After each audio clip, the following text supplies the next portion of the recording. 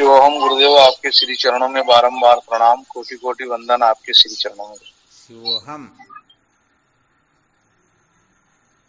क्या विषय चल रहा था अपना?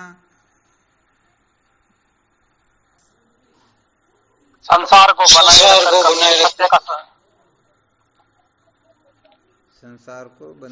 बनाए रखकर कभी भी सत्य का साक्षात्कार नहीं किया जा सकता, यही चल रहा था ना?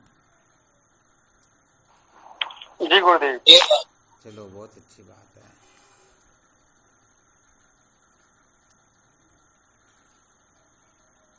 क्या सुनाया जा रहा था इसके अंतर्गत? इसमें महाराज जी आग्रह के बारे में जो विवेचन किया था, और उसके कल ये भी बताया था कि कर्तार्थ बुद्धि के उत्पन्न होने पर ही अपन को कर्तार समझना चाहिए, वरना जब तक नहीं समझना चाहिए। क्या बात, बहुत बहुत धन्यवाद, बहुत अच्छा सूत्र ध्यान रखा। समझो, ये तो एक प्रकार से ये सूत्र किसी को ध्यान में रह जाए ना, फिर कुछ भी ध्यान में रखने की आवश्यकता ही नहीं है। कृतार्थ बुद्धि के उत्पन्न होने पर ही अपने को कृतार्थ समझना चाहिए। यहाँ पर रहस्य ये है कि जब तक अज्ञान की निवृत्ति नहीं होती है ना, तब तक कोई कृतार्थ हो सकता ही नहीं। इसीलिए बहुत बार ये विलक्षण सूत्र बता दिया करते हैं कि ज्ञान होने का नाम ज्ञान है ही नहीं, केवल और केवल मात्र अज्ञान की निवृत्ति को ही ज्ञान कहते हैं। जितने अंशों में अज्ञान की निवृत्ति हुई, उतने ही अंशों में अपने को ज्ञानी समझना चाहिए, उतने अंशों में अपने को अनुभवी समझना चाहिए। यदि यहाँ कुछ गड़बड़ घोटाला कर रहे हैं तो सच्ची बात यह है कि वो शास्त्रोक्त रीति से अविद्या के बंधन से छुटकारा प्राप्त करने की ओर प्रवृत्त न हो करके अपने मनमाने ढंग से वो प्रवृत्त हो रहे हैं, और मनमाने ढंग से की हुई समस्त क्रिया चेष्टा असत होती है, उनका कोई भी फल नहीं होता है। कहते हैं ना भगवान कृष्ण 17वें अध्याय के 28वें श्लोक में, अश्रद्धया उत्तम दत्तम तपस्पतम कृतम च यत् असदिति उच्यते पार्थ न च तत्प्रेतेनो ये। हे अर्जुन, अश्रद्धा से किया हुआ हवन, दिया हुआ दान, तपा हुआ तप एवं किया हुआ समस्त कर्म असत होता या नहीं होता? इसलिए यहाँ पर इस सूत्र को बहुत अच्छी तरह से समझना होता है। अज्ञान की निवृत्ति को ही हम ज्ञान कहते हैं, वरना ज्ञान तो हम किसी को भी ज्ञान समझ सकते हैं, कोई बड़ी बात नहीं है, परंतु वास्तव में वह ज्ञान होता ही नहीं। इसलिए अज्ञान की निवृत्ति को हमारे संत शास्त्रों ने, श्रुति माता ने ज्ञान कहा है। निवर्तिरात्मा मोह से ज्ञातत्वेनोपलक्षित है।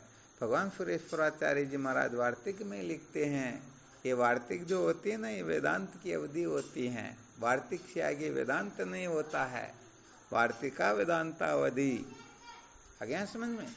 तो वार्तिक के अंतर्गत भगवान सुरेश्वराचार्य जी महाराज लिखते हैं, निवर्तिरात्मा मोह से ज्ञातत्वेनोपलक्षित है। अज्ञान की निवृत्ति को ज्ञान कहते हैं। अज्ञान की निवृत्ति हो गई तो सचमुच में समझो हम कृतार्थ हो गए, और कृतार्थ बुद्धि उत्पन्न हो गई तो समझो सचमुच में हम निहाल हो गए। इसलिए होता क्या है कि हम बहुत सारी जानकारियों के चक्कर में पड़े रहते हैं। सच कहा जाए तो जितना जानते हैं उनको यदि जीवन में प्रतिष्ठित कर ले तो हमारा जीवन दिव्य हो जाता है, हमारा जीवन धन्य होने लग जाता है।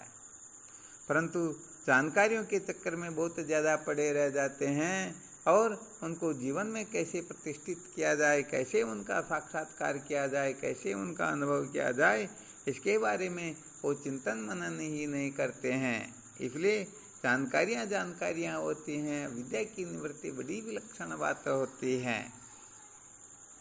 आ गया ना चित्र से समझ में? आवाज आ रही है? महाराज जी। हाँ, चलो, बहुत बहुत अच्छी बात है। तो यहाँ पर थोड़ा ये विशेष सूत्र होता है, और इस बात को अच्छी तरह से ध्यान में रख लेना चाहिए। अज्ञान की निवृत्ति उनकी ही हो सकती है जो आग्रह से छुटकारा प्राप्त कर ले। किससे छुटकारा प्राप्त कर ले? हाँ, जब तक आग्रह से छुटकारा प्राप्त कर सकते हैं ना, तब तक अज्ञान की निवृत्ति संभव ही नहीं है, क्योंकि ये अज्ञान का कार्य होता है आग्रह। जब हम कार्य को ही निवृत्त नहीं कर सकते हैं तो कारण की निवृत्ति तो हाँ बड़ी खतरनाक बात होती, ये तो फिर असंभव ही हो जाता है।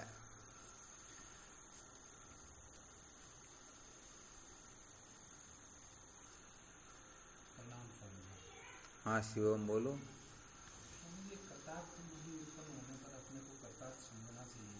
जितने अंशों में इसका फॉर्मूला क्या है, किस प्रकार समझे?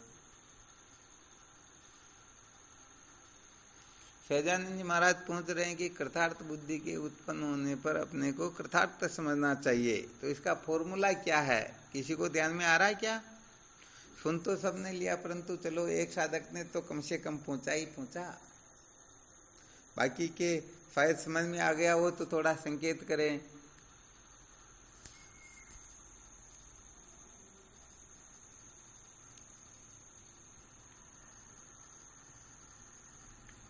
बताएंगे कोई कुछ?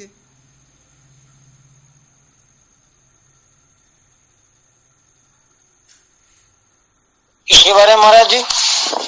कृतार्थ बुद्धि के उत्पन्न होने पर ही अपने को कृतार्थ समझना चाहिए। तो ये कृतार्थ बुद्धि से क्या तात्पर्य होता है? बुद्धि कब कृतार्थ होती है? कहने जब अज्ञान से निवृत्त होती है तब। किसे? जब अज्ञान से निवृत्त होती है, जब हम कृतार्थ बुद्धि होती है। चलो बहुत अच्छी बात बताई। और अज्ञान की निवृत्ति जब ही होगी जब हम आग्रह से निवृत्ति होगी हमारी तब। देखो क्या होता है, बुद्धि जो है ना, ज्ञान के अंतर्गत मुख्य रोल किसका होता है? बुद्धि का ही होता है ना।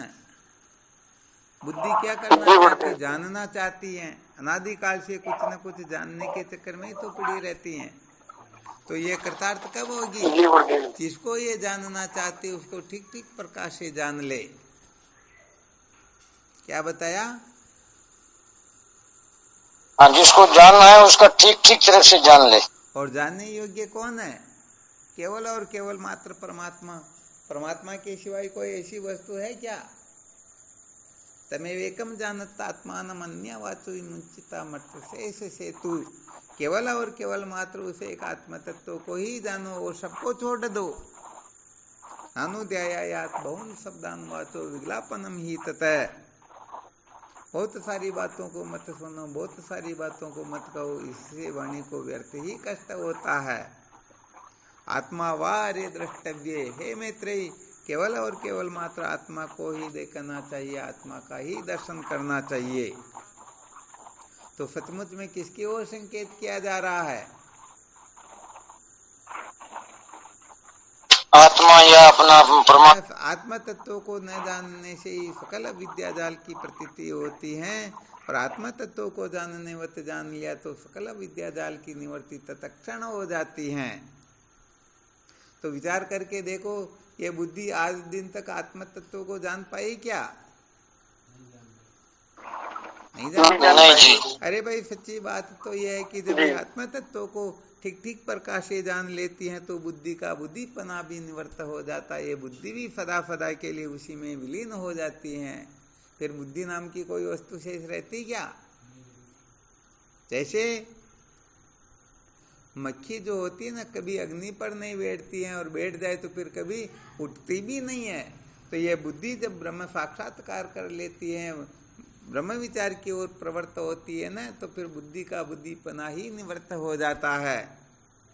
और अनादिकाल से जिसको ये पाने के चक्कर में पड़ी हुई है, ये सारा का सारा झगड़ा झमेला शांत हो जाता है।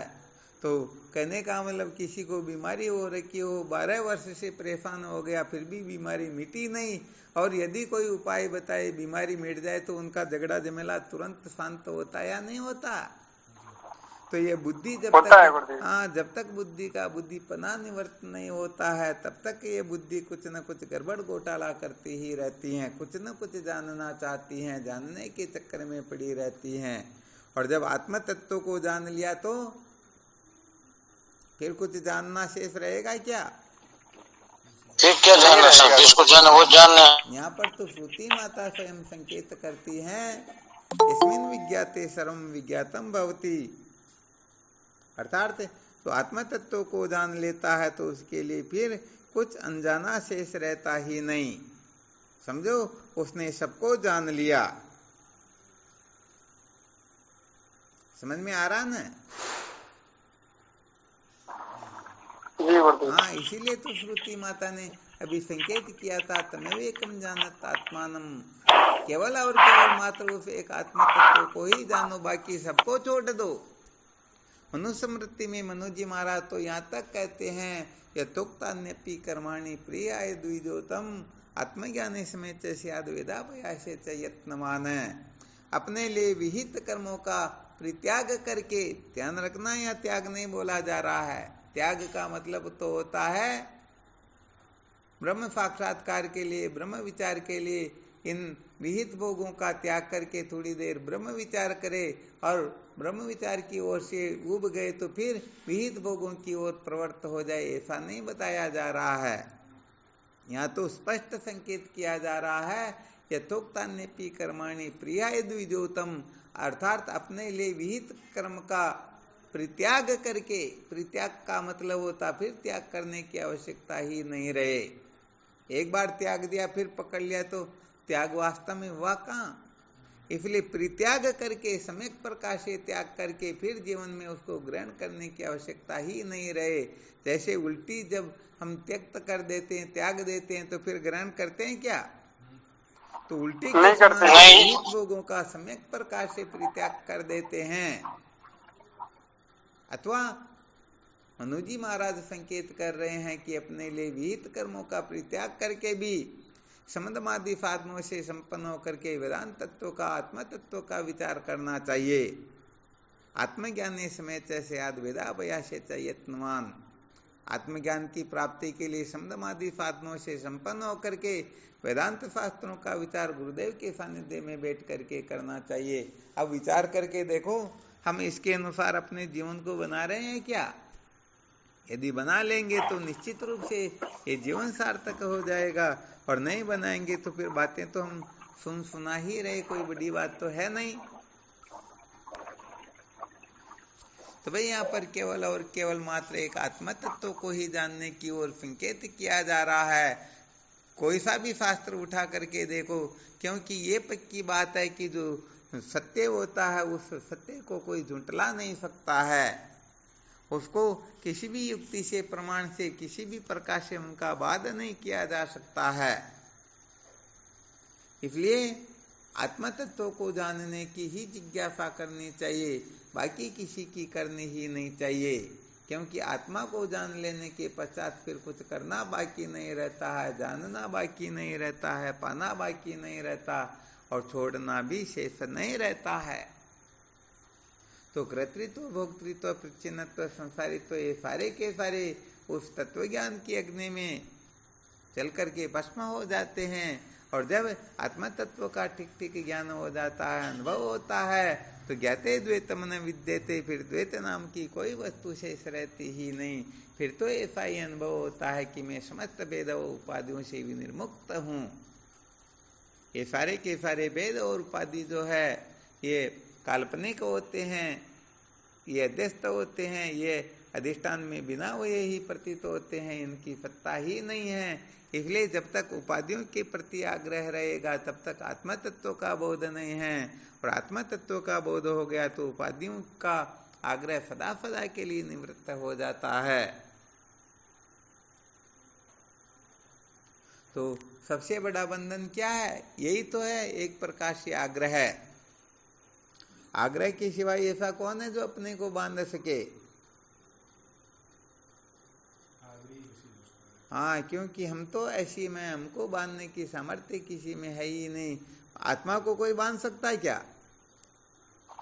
नहीं बांध सकता गुरुदेव। नहीं सही। हाँ, किसी में सामर्थ्य ही नहीं है। कोई सिद्ध करके बता सकते कि क्यों नहीं बांध सकते हैं?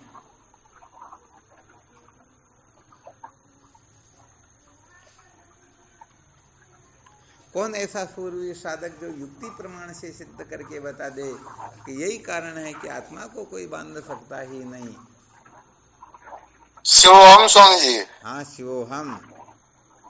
अरे आत्मा का नाम हो, रूप हो, उसकी कोई आकृति तो बांध सके।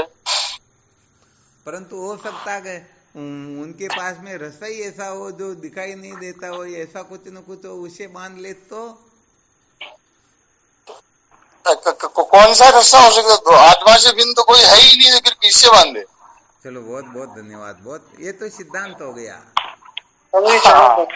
हाँ, इसके सामने तो कोई टिक भी नहीं पाएगा। बहुत बहुत धन्यवाद।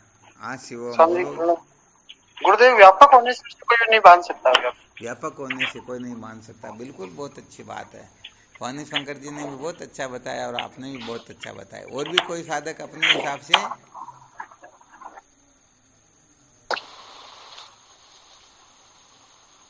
आत्मा को कोई क्यों नहीं बांध सकता है? आत्मा निराकार है, निर्लेप है, फिर कैसे बंधेगी? क्या बात है, बहुत बहुत अच्छी बात। जो निराकार वस्तु होती है उसको कोई बांध नहीं सकता। बहुत अच्छी बात है। और भी कोई साधक है?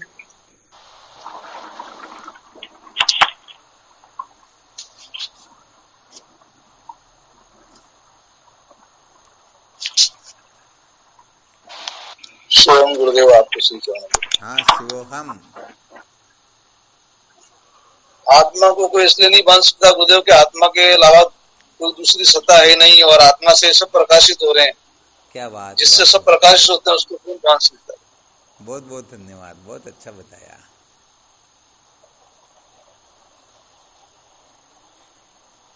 देखो, ऐसे पुरुषार्थ करना चाहिए, थोड़ा डरना नहीं चाहिए। गलत बोल देंगे तो कोई बुरी बात थोड़ी है, सुधार तो होगा ना थोड़ा बहुत। और भी कोई साधक? महाराज जी, हाँ बिल्कुल, बोलो। दृष्टा और दृश्य दो होंगे तो बनने को आएगा। बंदेगा कौन और बंदेगा कौन? क्या बात है, बहुत धन्यवाद है। आत्मा के सिवाय जब किसी की सत्ता ही नहीं है तो फिर उसको कौन बांध सकता है? अच्छा, यहाँ पर थोड़ी देर के लिए कल्पना कर लेते हैं। समझो आत्मा के सिवाय किसी और की भी सत्ता है और वह आत्मा को बांधना चाहता, अब क्या करेंगे? इसका कल्पना करने में ध्यान रखना, कोई सत्य या सिद्धांत नहीं बता रहे हैं।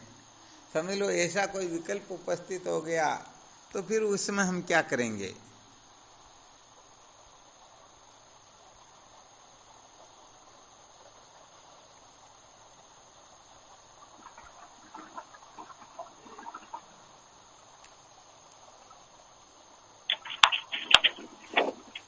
महाराज जी, आत्मा ने तो बंधने वाली है, नहीं जलने वाली, नहीं कटने वाली, तो इसमें तो ये दृश्यमान चीज नहीं है, तो फिर इसमें ऐसी कौन किसको ताकत होगी जिसको उसको बांध लेगा? सिद्धांत है, इसको तो कोई खंडित कर ही नहीं सकता। या अपन कल्पना करें, समझो ऐसा हो जाए तो फिर क्या करेंगे? हालांकि बिल्कुल सत्य तो यही है, परंतु कल्पना करने में क्या जाता? कोई नुकसान तो होने वाला है नहीं। अच्छा, सूर्य के सामने गुरुदेव, अज्ञान के कारण हम शरीर को आत्मा मानेंगे तो बन सकता है। क्या हुआ? अज्ञान के कारण हम शरीर को आत्मा मान लें कि मेरा शरीर ही आत्मा है, मैं बंध रहा हूँ, तो बन सकता है। अगर वो मान लेगा कि मैं सच्चिदानंद स्वरूप हूँ, मेरे को नहीं मान सकता, तो नहीं बन सकता। फिर अरे वाह, देवी साईं जी ने फिर और विलक्षण बात बता दी। देखो, यहाँ पर बताया गया, मैं नाम आत्मा का होता और हम अपने आप को शरीर समझ रहे तो बंधे हुए हैं ना। आत्मा बनती नहीं, फिर भी लोग बंध गए। हालांकि यहाँ पर बंधे नहीं है, बंधन की भ्रांति होती है, ये ध्यान रखना। वो खाली अध्यास ही होता है। हाँ, केवल मात्र अध्यास होता। फिर भी अध्यास भी तो अच्छे अच्छों को इधर उधर कर देता ना।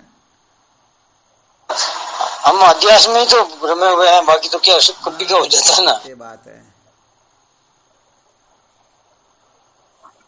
तो गुरुदेव, ऐसे हम बंधे हुए भी नहीं है, वो तो मान के बंध रहे हैं, बस अपने आप को मान रखा है। मानी बंधन में आयो, बंधन की सत्ता है कहाँ पर?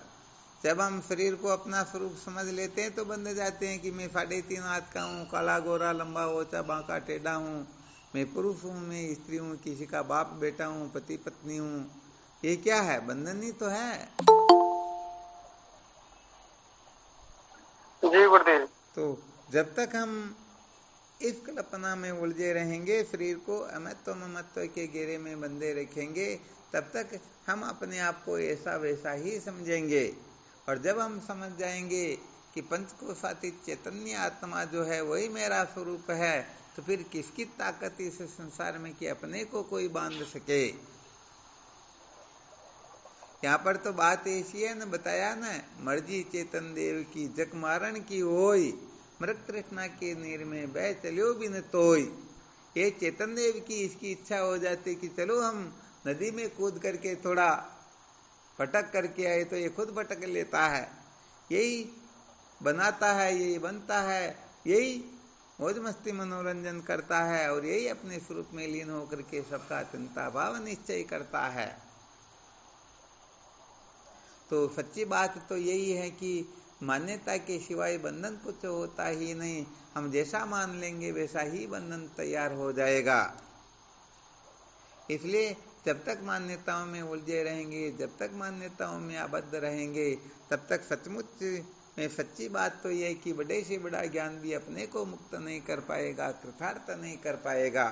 ऐसे इसीलिए अपने को 3 शरीर 3 अवस्था पंचकोश से पिंड छुड़ाना होता है। इनसे यदि कोई पिंड छुड़ा ले तो उनको सारा का सारा रहस्य करामलकवत तो हो जाता है, सारा का सारा रहस्य उनको अच्छी तरह से समझ में आने लग जाता है। इसलिए सबसे पहले इनकी बहुत ज्यादा आवश्यकता होती है। चलो बहुत अच्छी बात। और कौन बताएंगे? आत्मा को कोई बांध नहीं सकता, क्या कारण है?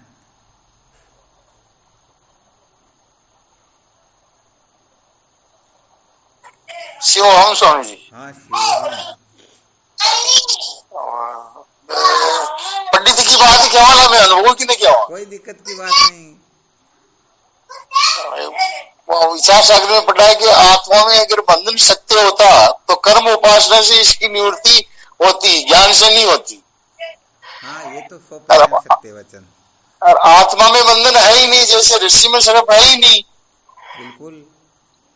तो फिर कौन बंधन है ही नहीं, तो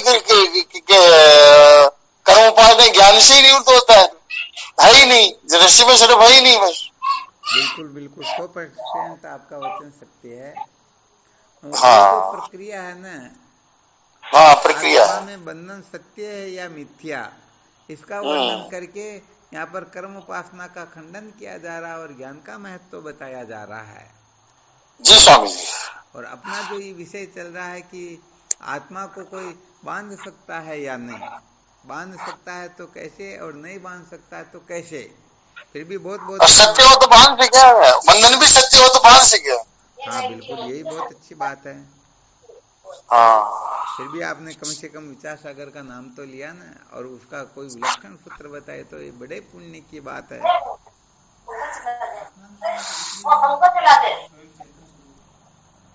हमारे सदानंद जी महाराज कह रहे कि आत्मा चेतन स्वरूप इसलिए कोई नहीं बांध सकते। भाई जागता तो डोकरी भी न ठगावा ना, तो आत्मा चेतन स्वरूप है तो अक्षण बंधवा आई है ना, यही कहना चाहते हो ना। चलो बहुत अच्छी बात। और कोई कुछ कहना चाहते हैं क्या?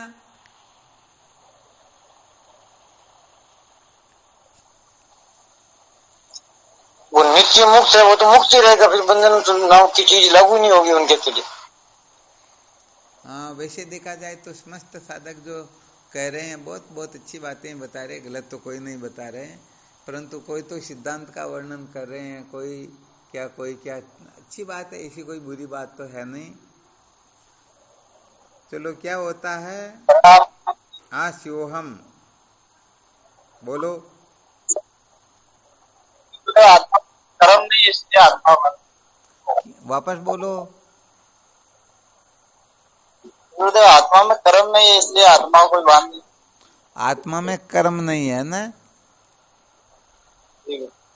चलो बहुत अच्छी बात है।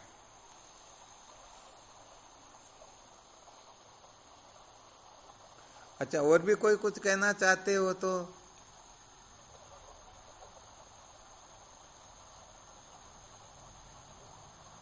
अपने मोहनानंद जी महाराज नहीं जुड़े, क्या बात हुई आज?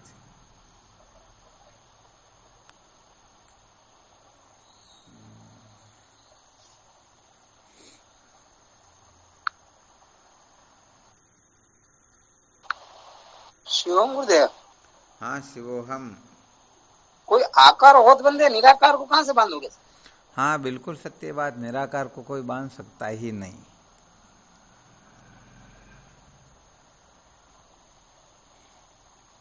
चलो थोड़ा संकेत करते हैं ना। अच्छा ये जी बता गुरुदेव। सकते हो क्या,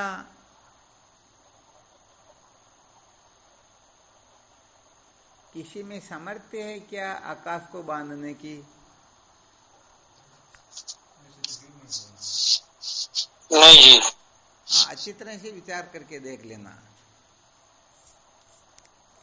हाँ किसी में सामर्थ्य हो तो थोड़ा इशारा भी करना कि भाई हाँ ये बांध सकते हैं।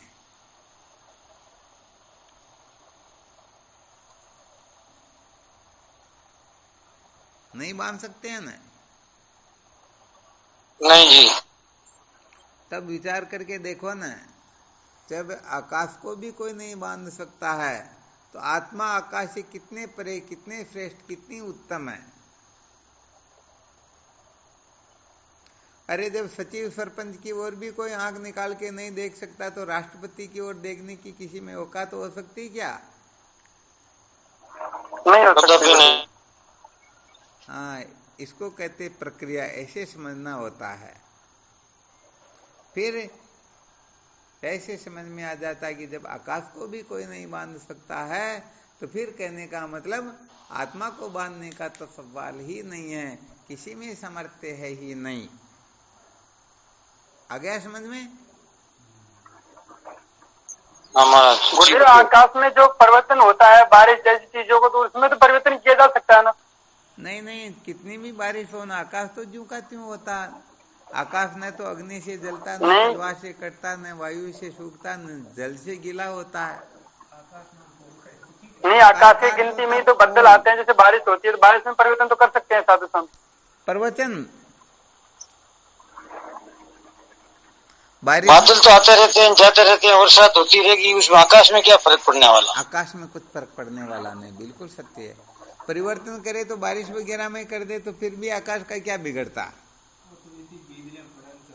देखो क्या होता है, किसी रहस्य को जो समझना होता ना, जैसे किसी को कह रहे कि भाई आत्मा को कोई बांध नहीं सकता, अब वह बेचारा आत्मा के बारे में तो समझता ही नहीं, वो सोचता हो कोई कोई अमेरिका में मिलती होगी या कहीं पर वृक्ष के ऊपर लटकी हुई होगी, ऐसा लोग समझते हैं ना। अब आकाश को तो सब जानते या नहीं जानते? जानते हैं गुरुदेव जी। भाई आत्मा को तो सचमुच में कोई जान सकता ही नहीं, क्योंकि जानने का कोई साधन ही नहीं है, वहां तो प्रक्रिया ही कुछ अलग होती है। तो आकाश को हम सब जानते हैं और आकाश का दृष्टांत दिया गया तो भाई देखो आकाश को कोई जला नहीं सकता है, आकाश को कोई काट नहीं सकता है, आकाश को कोई भिगो नहीं सकता है, आकाश को कोई सुखा नहीं सकता। तो ये बात उनकी अच्छी तरह से समझ में आ जाएगी या नहीं आएगी? आ जाएगी गुरुदेव जी। ये अच्छी तरह से आ गई तो फिर उनको कह दे भाई ये आकाश जो है ये तो समझो आत्मा के नौकर के नौकर के नौकर के नौकर के नौकर का नौकर है। तो अब विचार करके देखो आत्मा तक किसकी सामर्थ्य हो सकती है? नहीं हो सकती है गुरुदेव, किसी की भी नहीं हो सकती। ऐसे ऐसे समझना होता, तब जाकर के फिर निष्ठा हो जाती है कि वास्तव में आत्मा का कोई कुछ बिगाड़ सकता ही नहीं। अब क्या होता है कि हम अपने आप को छुई मुई बना करके रखते हैं, तो हम देह में ही तो अटके हुए होते, आत्म तत्व में हमारी स्थिति थोड़ी ही है। नहीं है गुरुदेव जी। हम वर्षा से भीग जाते हैं, अग्नि से जलने लगते हैं, कोई छोटी मोटी बात से इधर उधर होने लग जाते हैं, तो हम शरीर में ही तो अध्यास करके बैठे, हमारी स्थिति आत्म तत्व में थोड़ी ही है। और यदि आत्म तत्व में नहीं है स्थिति हो गुरुदेव। जाए तो बताओ किसी की ताकत है क्या जो वहां तक कोई पहुंच सके?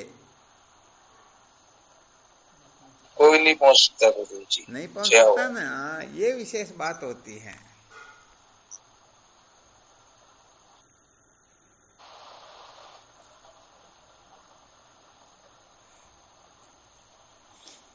वास्तव में संकेत करे ना, कोई केवल मात्र और ज्यादा नहीं, आत्म तत्व का बोध तो बड़ा विलक्षण होता है। ये तो सचमुच में जो साधन संपन्न होकर के पहली और तीसरी तरंग के समस्त लक्षणों को अपने में प्रकट कर लेता है, वही सम्यक प्रकाश से विद्या के बंधन से मुक्त हो सकता है, कृतार्थ हो सकता है। परंतु कम से कम इतना सा संकेत अवश्य कर देते हैं कि यदि किसी को आत्म तत्व का बोध न हो, केवल इतना ही बोध हो जाए कि मैं आकाश स्वरूप हूं, तो भी उनके सारे के सारे दुख बंध जल करके भस्म हो जाते हैं। हाँ, विद्या की निवृत्ति पूर्ण रूप से नहीं होगी, परंतु बताओ मैं आकाश हूं ऐसा निश्चय कर ले, तो बताओ उसमें जन्मना मरना, मिलना बिछुड़ना, आना जाना, रोना हंसना, खाना पीना, कुछ शेष है क्या? नहीं है बड़े। हाँ, नहीं है। इसलिए सच्ची बात तो यह है कि हम केवल और केवल मात्र उपाधियों में अटके रहते हैं, उपाधि को अपना स्वरूप समझते रहते हैं। इसलिए ऐसा दिव्य बोध अपने हृदय में प्रकट होता ही नहीं, क्योंकि पहले ही दिमाग में कचरा भर रखा, जगह तो है ही नहीं, तो और दूसरी वस्तु प्रवेश करे तो कैसे करे? आ गया समझ में अच्छी तरह से? हाँ, इसलिए कभी चिंतन मनन करके देखना कि मैं आकाश हूं। फिर आपके ऊपर कोई पत्थर फेंक रहा हो या आपका अपमान कर रहा हो, आपके धक्के मुक्की लगा रहा हो, क्या कर रहा हो क्या नहीं कर रहा हो, और कल्पना भी करते जाना साथ ही साथ में कि मेरे साथ वो ऐसा कर रहे वैसा कर रहे, तो आप तक उनकी पहुंच होती है या नहीं? ये राग द्वेष छल कपट वहां तक पहुंचते हैं या नहीं? तो आकाश का कोई कुछ बिगाड़ सकता है क्या? नहीं बिगाड़ सकता। तो अरे केवल मात्र आप आकाश तत्व में भी स्थित हो जाओ, मैं आकाश रूप हूं, तो भी जीवन दिव्य हो जाता है। फिर आत्म तत्व का बोध हो जाए तो इसके लिए तो कहना ही क्या है। बिल्कुल क्लियर ना? जी गुरुदेव, बिल्कुल क्लियर।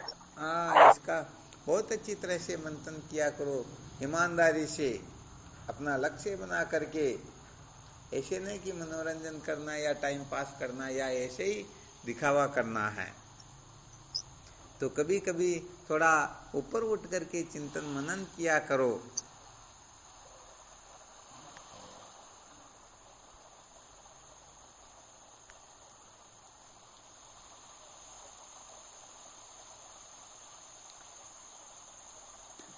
पृथ्वी में जो धन गड़ा हुआ होता है ना, समझो कहीं खजाना अनंत धन का भंडार है, उसके ऊपर बहुत भयंकर सर्प बैठा हुआ है। अब यदि कोई उस सर्प को हटाने में कामयाबी हासिल कर ले और फिर मस्त हो जाए कि बस मुझे तो आनंद आ गया, मैंने सब कुछ प्राप्त कर लिया, तो अभी उसे आनंद आएगा क्या? नहीं जी। हाँ, अभी तो धन को निकालना होगा, स्वीकार करना होगा, फिर हम काम में लेंगे, तब जाकर के बात कुछ और होगी। तो भाई यहाँ पर तो अपने लिए सर्वाधिक महत्वपूर्ण वस्तु क्या है, हम सचमुच में किसको महत्व देते हैं? तो हम जिसको महत्व देते हैं सचमुच में फिर वही प्रकट होता है, वही अपने जीवन में प्रतिष्ठित होता है। इसलिए इस बात को बहुत अच्छी तरह से हृदयंगम कर लेना चाहिए कि हमारी प्राप्तव्य वस्तु क्या है। जो प्राप्तव्य वस्तु है उसी का ख्याल रखे, बाकी के कचरे को सम्यक प्रकार से छोड़ दे। उनके लिए ऐसा या वैसा विकल्प यदि सोचोगे तो वहीं पर अटके रह जाओगे। यहाँ पर तो कहने का मतलब वहाँ कह दे तो भी तकलीफ होती है, नहीं कह देते तो भी तकलीफ हो जाती है। इसलिए वास्तव में ऋषि में सर्प होता ही नहीं, क्या इसको दूध पिलाना, क्या इसके लिए डंडा लेके मारने के लिए जाना है। तो जब तक हम सचमुच में अपने को ठीक ठीक प्रकार से अनुभव नहीं कर लेते हैं, जान नहीं लेते हैं, तब तक विद्या के बंधन से कभी न छूटे पीड़ा दुख से, जिसे ब्रह्म का ज्ञान नहीं।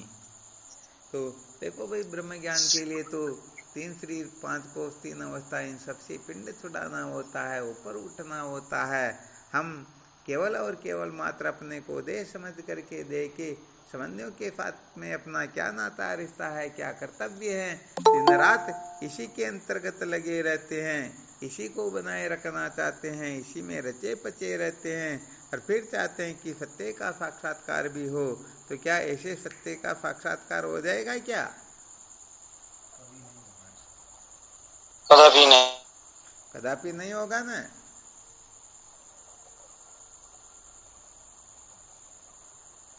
इसलिए भाई इस बात को तो बहुत अच्छी तरह से समझना होता है, धारण करना होता है, निश्चय करना होता है।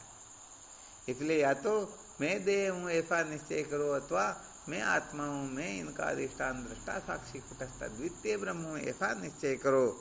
यदि हम अपने को देह स्वीकार करेंगे तो हम पिता पुत्र भाई आदि ही हो सकते हैं, काले गोरे आदि हो सकते हैं, ब्राह्मण क्षत्रिय वैश्य शूद्र हो सकते हैं। ये कुल मिलाकर के अनात्म प्रपंच में जो कुछ भी है वही हो सकते हैं, इसके सिवाय और कुछ होने वाले है ही नहीं। बिल्कुल क्लियर ना?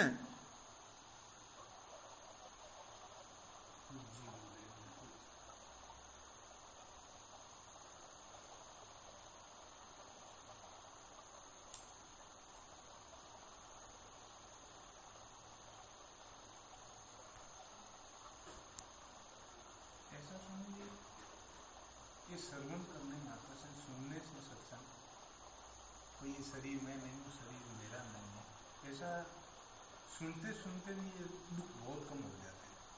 हाँ बिल्कुल, दुख की तो तत्क्षण निवृत्ति हो जाती है।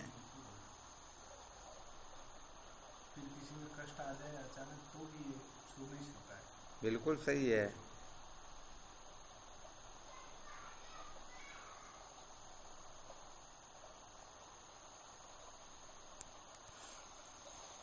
वो तो क्या होता है कि हम सदा सर्वदा उपाधियों में ही रमण करते हैं, इनको ही महत्व देते हैं, इनको ही बनाए रखना चाहते हैं, इनके बनने बिगड़ने से ही अस्थिर होते हैं। सचमुच में ब्रह्म जिज्ञासा जागृत हो जाए ना, हाँ फिर सचमुच में समस्त विश्व की तूड़ी लग जाती, फिर किसी की परवाह नहीं रहती। देह की परवाह रहे या इंद्रिय की, प्राण की, मन की, बुद्धि की, किसी की परवाह नहीं रहती है।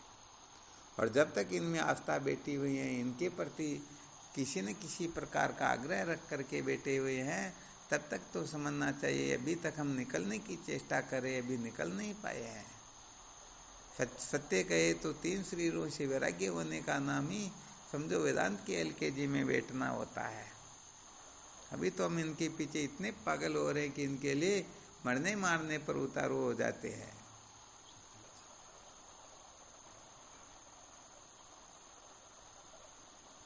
तो सचमुच में संसार को बनाए रखकर कभी सत्य का साक्षात्कार नहीं किया जा सकता, तो इनमें अमत्व ममत्व करके, सत्यत्व बुद्धि करके हम सचमुच में अंत में रोने पछताने के सिवाय कुछ भी प्राप्त नहीं कर सकेंगे, क्योंकि ये जीवन तो चला जाएगा और अंत में बोध होने वाला है ही नहीं।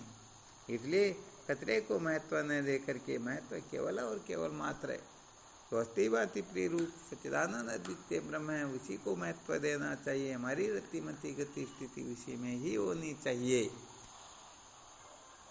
अनादिकाल से अपने को ऐसा कोई जन्म नहीं था जिसमें पिता नहीं मिले, पुत्र नहीं मिले, माँ नहीं मिली, भाई बहन नहीं मिले, कुटुंब परिवार नहीं मिला, पत्नी नहीं मिली, पति नहीं मिला, परंतु फिर भी इस जीवन के अंतर्गत भी उसी जगह पागल हो रहे हैं, उसी जगह पर अटके हुए हैं, उन्हीं को बनाए रखना चाहते हैं, उन्हीं के लिए अनेक प्रकार के आग्रह करते हैं।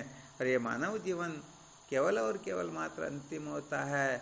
और कितने ही योनियों से, जन्मों से जीव जब भटकता हुआ आता है, तब जा करके इनको संत शास्त्र गुरुदेव का आश्रय प्राप्त होता है, ब्रह्म विद्या श्रवण करने का सौभाग्य प्राप्त होता है, परंतु फिर भी उनको ही बनाए रखना चाहते हैं, उनके प्रति ही आग्रह बना रहता है। सच्ची बात है, ये मनोरंजन अवश्य हो सकता है, ब्रह्म जिज्ञासु के लक्षण तो बड़े विलक्षण होते हैं। हाँ, सचमुच में जिनमें सच्ची जिज्ञासा जागृत हो जाती है, वह स्थूल सूक्ष्म कारण की परवाह नहीं करता है, जागर स्वप्न सुसुप्ति में आग्रह नहीं करता है, पंचकोश को कचरा समझ लेता है। यदि इनको बनाए रखना चाहता है, इनके प्रति किसी प्रकार का आग्रह रखता है, तो समझ लेना चाहिए वह सत्य का साक्षात्कार नहीं करना चाहता, बल्कि केवल और केवल मात्र मनोरंजन करना चाहता है।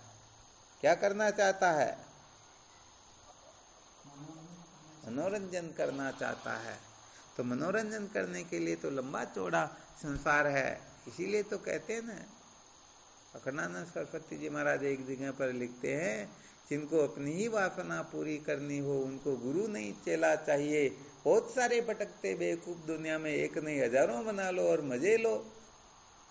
इसलिए सचमुच में ब्रह्म जिज्ञासा का जागृत होना और ब्रह्म विचार की ओर प्रवृत्त होकर के सत्य का साक्षात्कार करना ये कोई साधारण बात नहीं होती। टेटे में करने वालों के वश की बात नहीं होती हैं। तो जो केवल और केवल मात्र अनात्म धर्मों में ही आग्रह रखते हैं, इन्हीं में अभिनिवेश रखते हैं, इनको ही सत्य प्रिय रमणीय समझ करके इनको ही बनाए रखना चाहते हैं, इनके ही रात दिन चक्कर में पड़े रहते हैं, उनको शास्त्रों में धर्म पशु कहा जाता है। और धर्म पशु आदि जो होते हैं वो स्वर्ग आदि लोकों के अधिकारी तो हो सकते हैं, परंतु सचमुच में सदा सदा के लिए विद्या के बंधन से मुक्त होकर के कृतार्थ हो जाए, इसके लिए ये विशेष बात होती है। तो चलो ठीक, फिर भी बहुत बहुत धन्यवाद। आप लोग कम से कम सुन तो रहे हो, जो समझेंगे जीवन में उतारेंगे उतना तो अपने को निश्चित रूप से फायदा होगा ही होगा। इसलिए चिंता भी नहीं करनी है, परंतु कभी कभी देखते हैं कि ये मानव जीवन व्यर्थ जा रहा है, परवाह ही नहीं होती है कि मौज मस्ती मनोरंजन चलता रहता है, सत्य के साक्षात्कार के लिए कोई चिंता ही नहीं होती है। तो कुल मिलाकर के जो परमार्थ सत्य के लिए समस्त नाम रूपात्मक प्रपंच को, यहाँ तक कि अनंत कोटि ब्रह्मांडों को त्यागने के लिए सामर्थ्य रखता है, वही ब्रह्म साक्षात्कार को उपलब्ध होता है। और संसार के लिए ब्रह्म साक्षात्कार का भी त्याग करने पर उतारू हो जाए तो सारा गुड़ गोबर हो जाता, समस्त पुण्य नष्ट हो जाता है। वो जीव तो बेचारा इतना अभागा होता है, इतना दया का पात्र होता है कि उनसे ज्यादा कोई दया का पात्र होता ही नहीं। इसलिए सचमुच में अनात्म प्रपंच में उलझे रह करके सत्य का साक्षात्कार नहीं किया जा सकता है। सत्य के साक्षात्कार के लिए तो इन सब की ओली लगा देनी होती है, सबसे ऊपर उठना होता है, सबको कितना समझना होता है, और केवल मात्र ज्ञान व गुरुदेव को ही परम महत्व देना होता है। ये बात यदि सचमुच में किसी के अच्छी तरह से हृदयंगम हो जाए, समझ में आ जाए, तो समझ लेना चाहिए उनका विचार जो है ठीक ठीक चल रहा है, वरना ये मनोरंजन ज्यादा हो रहा है, अपनी बुद्धि का ज्यादा उपयोग किया जा रहा है। और बुद्धि के उपयोग से यदि हम कृतार्थ होते तो कभी के कृतार्थ हो गए होते। इसलिए मन बुद्धि के चक्कर में न पड़ करके अपनी कल्पनाओं को, जानकारियों को ज्यादा महत्व न दे करके सचमुच में श्रुति संत शास्त्र क्या कहना चाहते हैं, किस प्रकार से इस जीव को विद्या के बंधन से मुक्त करना चाहते हैं, इस रहस्य को अच्छी तरह से समझ करके अपने को कुल मिला करके लक्ष्य की ओर सम्यक प्रकार से प्रवृत्त हो जाना चाहिए, झुक जाना चाहिए, इसी को महत्व दे देना चाहिए। समझो इसी में जीवन की सार्थकता निहित होती है। और कोई संशय हो तो देख लो, नहीं तो फिर कल विचार करेंगे।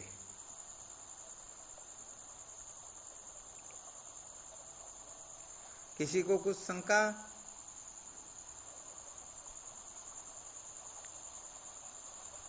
नहीं जी। सत्य बात है कि इसीलिए बार बार कहना पड़ता है कि हम आत्मा रूपी चिंतामणि को, ये अनात्म प्रपंच जो है ना, जो कांच के टुकड़े होते हैं, कांच के टुकड़े के लिए हम चिंतामणि को त्यागने की सामर्थ्य रख लेते हैं, जबकि होना ये चाहिए कि उस चिंतामणि के लिए तो ऐसे अनंत अनंत कांच के टुकड़े को लात लगा दें, इनकी परवाह ही नहीं रहे। क्या है ये सारा कचरा ही तो है।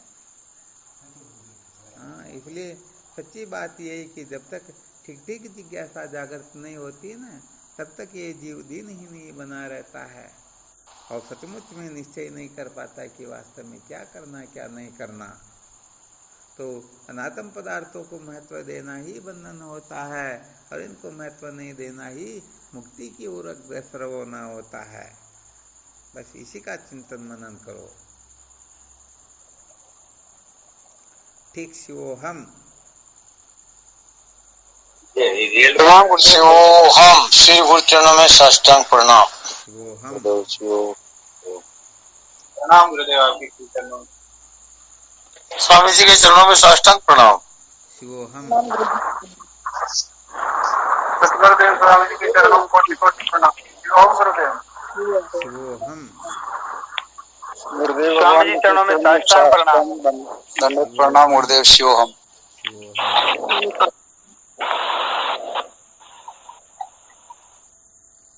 गुरुदेव भगवान के श्री चरणों में प्रणाम। शिवोहम। शिवोहम। प्रणाम गुरुदेव प्रणाम। शिवोम गुरुदेव शिवोम। चरण स्पर्श। शिवोहम। भगवान आपको प्रणाम गुरुदेव शिवोहम। ओम शिवोम नारायण जी ओम। शिवोहम गुरुदेव आपके श्री चरणों में बारंबार प्रणाम, कोटि कोटि वंदन आपके श्री चरणों में। शिवोहम। शिवोहम। प्रणाम गुरुदेव। प्रणाम स्वामी जी आपके श्री चरणों में कोटि कोटि प्रणाम। शिवोहम। शिवोहम। शिवोहम।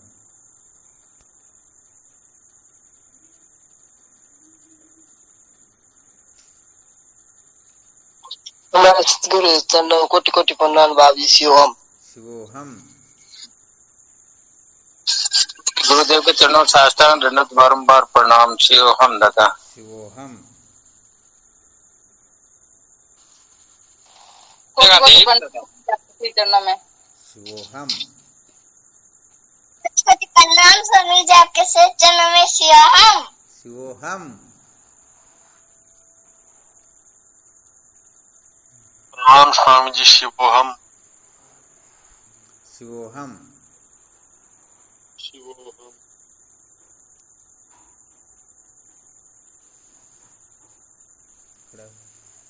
दादा भेज देगा सत्संग के बारे में।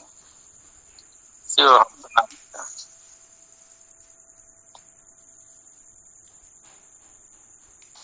प्रणाम गुरुदेव। शिवोहम। शिवोहम।